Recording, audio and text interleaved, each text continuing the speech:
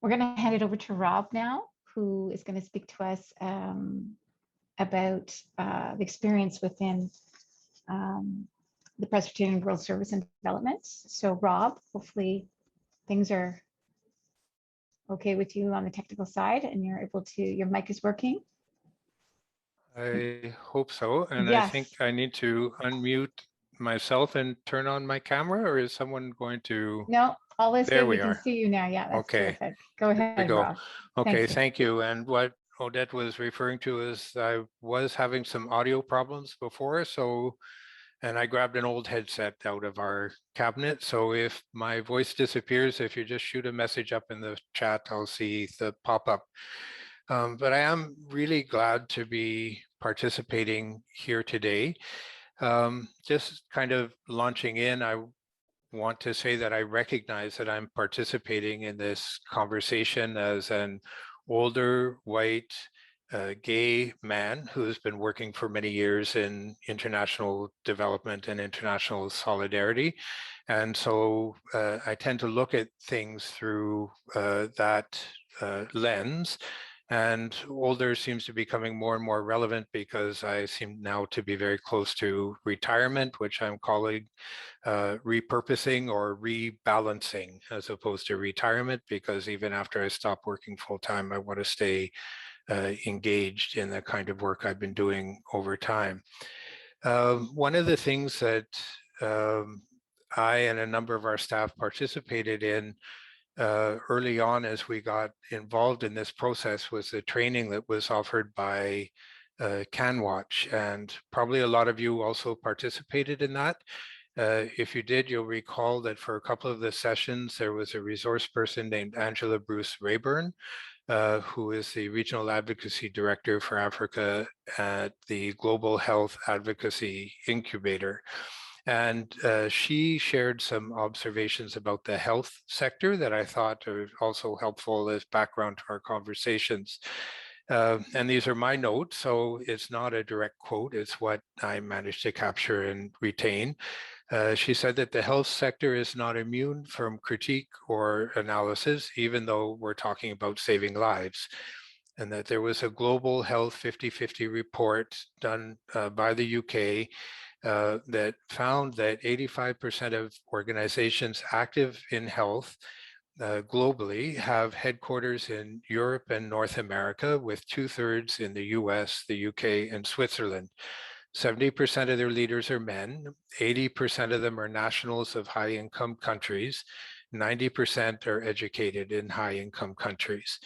And therefore, the mostly powerful white men who sit in the US and the UK who make decisions without ever consulting, which is unrepresentative of the people that we are attempting to serve. So that was quite a powerful statement, and I recognize that there's an awful lot of truth in that, and that provides the backdrop now to the conversation that we're having.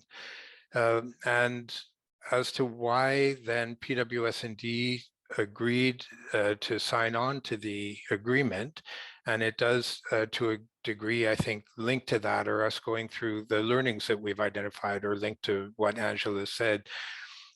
Firstly, when the request came from Cooperation Canada, it was a time of really heightened global awareness of racism, in particular anti-Black racism, that was for which the catalyst was the murder of George Floyd in the US and the global mobilization in reaction to that. So we, like so many people, were aware of that. And at the same time, we appreciated the fact that in signing on to the anti-racist statement, the anti-racism statement, that that this was being put forward as a process that we would be going through together, a dialogue, and the way the whole process was designed was one that would bring us to engage. And the learnings that we encountered while filling out the questionnaire, I think one is that we had to work to fill it out as Presbyterian World Service and Development, which is a relief and development agency of the Presbyterian Church. So we have our own committee governing our work, our own policies, a separate resource base, a donation base from the rest of the church. And yet we are staff of the church. Our human resources are managed by the church, and there are policies that the church has adopted that are overarching for the work that we do. And so as part of that, then in answering the survey, I went back through the policies that have been adopted by the church and by Presbyterian World Service and Development. And I found that there was a big push around anti-racism back around 2008, which meant that there were statements and policies and actions adopted by the church, and also policies adopted within PWS&D. And it was very interesting to see that these involved a commitment over 3 years to be doing the metrics, just like we've been asked to do as part of this process. So measuring diversity on our national committees, diversity within the national staff, diversity within the leadership of the church, in a church that is not entirely a white church. We have Korean congregations, we have Ghanaian congregations, we have Hungarian congregations. So there is diversity within the church. So there was a commitment to doing this over 3 years. And part of what I'm trying to do now is to find out, okay, what happened with that? What were the learnings? Were there changes that were made? And why was it only 3 years? Did it just die after the 3 years? So trying to go back and look at those questions. We did then, as having signed on and embarking in this process while filling out the survey, we had a number of staff who participated in the CanWatch training. We are undertaking a complete review of our PWS&D policies to see how they could be proactively anti-racist and where that should be included. We have committed to launching the discussion with our partners, which is not something that we've done in the past, specifically in relation to racism. So now we want to make that conversation systematic. And then we are also now engaging with the whole national church then to go back and look at what are the policies within the church, look at the human resources policy, et cetera, and to see now how they could be adapted to make them more proactively anti-racist. So in undertaking those steps, now that we're looking to follow up, there's some reflections, I think, that I'd like to offer, just a few in my last couple of minutes.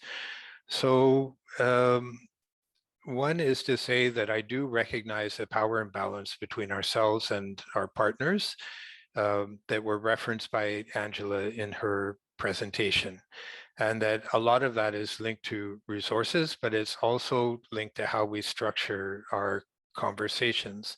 And I also recognize that when we're talking about that power imbalance, it's not just a north-south power imbalance or a black and brown versus white power imbalance, which are the terms that she was using, but that also there are power imbalances within our partners where they have leaders who at times are don't share this the same obvious commitment to justice and equity, and that often when we go in with questions or requirements in our programs, we are in solidarity with our staff at a peer level, sometimes in the struggle then to advance justice and equity within their organizations. So that's observation number one. Observation number two is that this initiative is the same as, but also different from things that we've done previously. So in much of our work previously, we have been taking a human rights-based approach to what we do, which talks about non-discrimination, equality, equity, etc., justice, fairness, but it hasn't been explicitly anti-racist.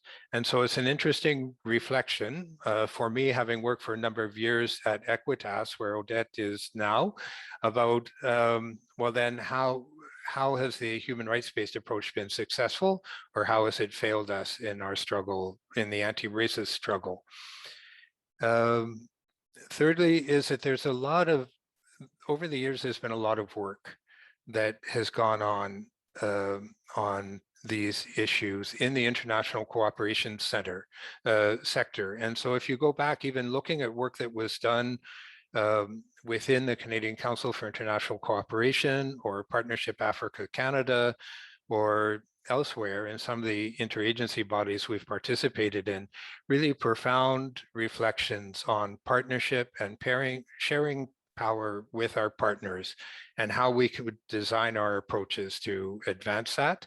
And also around the communications work, where there was a lot of standard setting around how we should be communicating with and sharing the communications that we do with partners, as well as the code of ethics at CCIC, or today Cooperation Canada, that need to be reviewed. And then a last reflection is just that, and I think we have quite a bit more work to do on this, but that in my opinion, there's a difference in the struggle against Black and people of color discrimination that we see within our systems and within our organizations, within our daily lives, and the looking for justice for Indigenous people. Because when you look at it, Indigenous peoples, because Indigenous peoples often, when we are talking about full inclusion of Indigenous peoples, we're talking about nation-to-nation relationships, we are talking about treaty rights, and we're talking about the UN Declaration on the Rights of Indigenous Peoples, which is quite different in nature from the Convention for the Elimination of Racial Discrimination or other UN instruments. And so we have work to do, I think, in terms of understanding that and seeing how we can integrate those questions into the work that we've embarked on. So I'll stop there, and thank you very much.